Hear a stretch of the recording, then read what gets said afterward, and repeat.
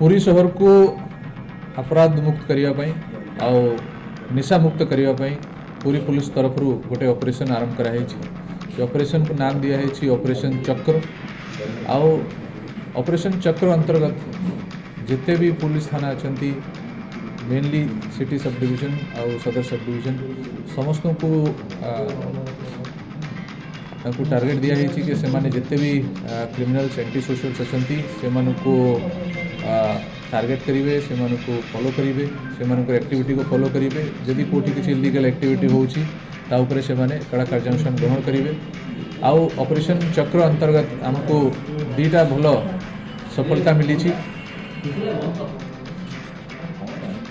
प्रथम होची आमर सफलता दादाबटी विरुद्ध रे किछि असामाजिक व्यक्ति जो माने चंदनपुर थाना अंचल रे लोकों को डराई धमकई कि से दादाबटी अदा करने को उद्यम करते खबर पाई कि इमिडिएटली चंदनपुर पुलिस टीम तकर ऑफिसर्स जाइकी को धरी आठी से जिते पहुँचले से देखिले कि एमती माने जाइकी सब अंचल रे भयर वातावरण सृष्टि करुले को धराई। ये चार जन व्यक्ति से एरिया रे उद्देश्य थिला कि आम लोक को डराइबू धमकाइबू आउ किसी लोक को से आगु असल्ट करिसेंती जने लोक को मुंड फटेकी सीरियसली इंजर करथिले भयर वातावरण सृष्टि करिकी जमती लोक डरिवे और से आगू जाइकी तांको पैसा आदा धंदा करि परिबे से उद्देश्य नहीं से काम करथिले।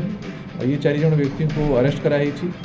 एमान पाखरु गोटे स्विफ्ट गाड़ी चाकू लाइव बम मोबाइल एप्पल फोन मोबाइल मिली कैश पाखापाखि 1000 रुपया और ओप्पो मोबाइल हमको रिकवरी होती।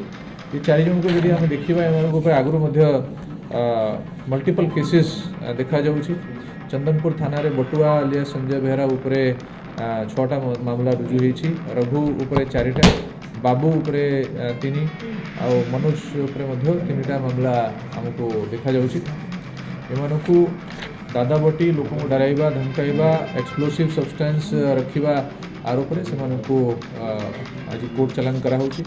द्वितीय सफलता ऑपरेशन चक्र अंतर्गत हमको मिली सदर थाना जो कि गोटे गैंग को से ट्रैक करुले। ये गैंग प्रोफेशनल गांजा बिक्री कराकरी काम करुले। जहाँ हमको जना पड़ा कि भुवनेश्वर माने गांजा आणुंट आणिकी विभिन्न अंचल रे छोट छोट आकार रे से माने ताको एटी डिस्ट्रीब्यूट करुचंती।